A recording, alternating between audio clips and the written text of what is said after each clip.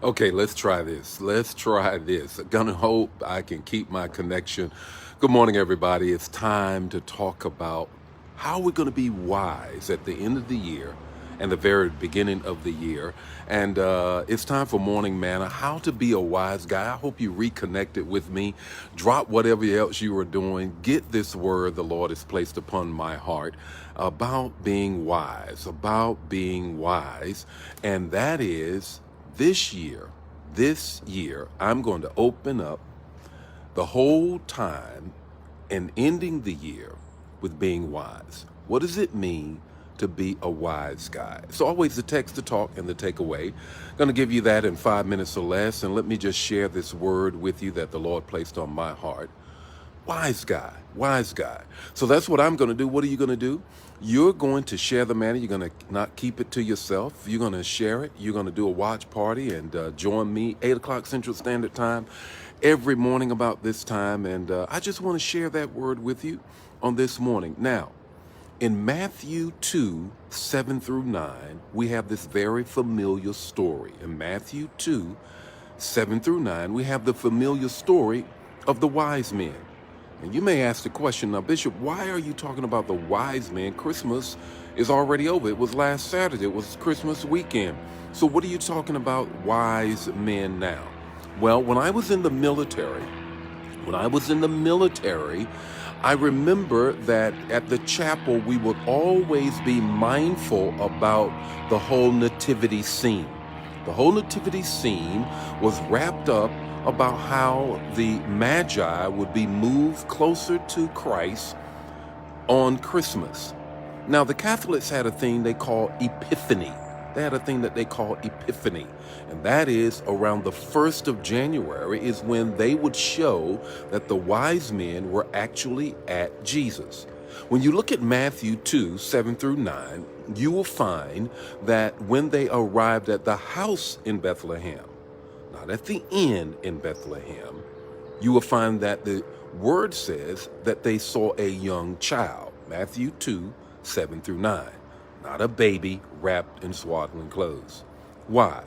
If you look and you read the text closely, you will find also that it was Herod that says, I'm going to kill the children 2 years and younger, because it took them some time to get there. There are 3 things I want you to know with respect to being a wise guy at the end of the year and before the beginning of the year. The first thing is that the wise men were determined to get to Jesus. They were determined to get to Jesus. Look, it took them about 2 years to get to Jesus after seeing the star. How determined are you to get to Jesus? You got to be determined, and you can't give up. The second thing is this. They were not going to be distracted. They were not going to be distracted. They were determined. They were not going to be distracted.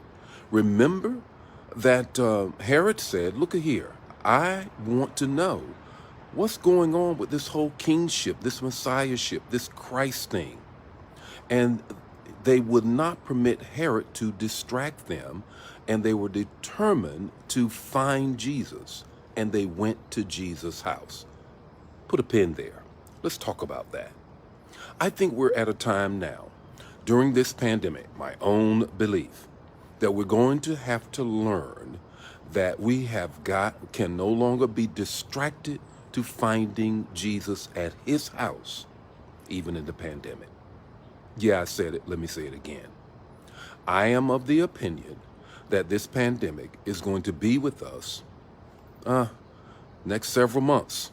You already see, we already got an outbreak right now. We had a previous Delta. Now we got Omicron. Who knows what's coming? If we keep waiting to come to Jesus' house because of the distraction and, yes, risk that the virus proposes and presenting, we may never get back to his house.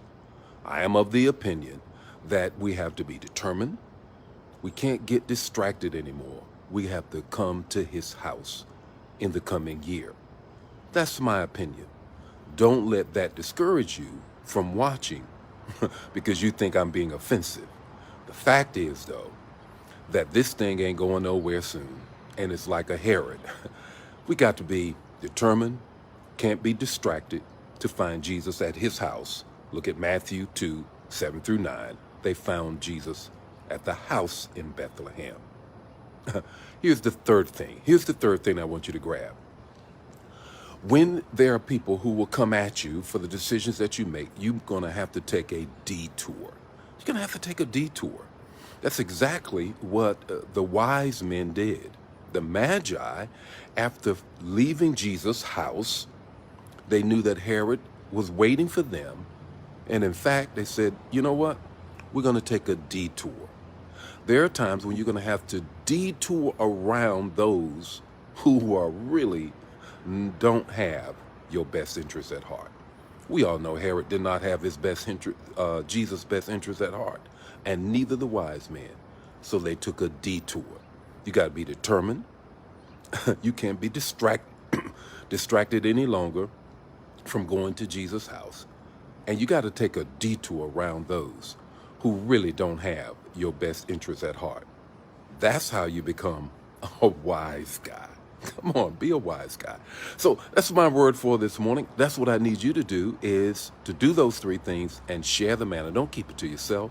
I'll see you tomorrow morning, same time, 8 o'clock Central Standard Time, with more morning manna. Share the manna. Don't keep it to yourself. God bless you. Bye now.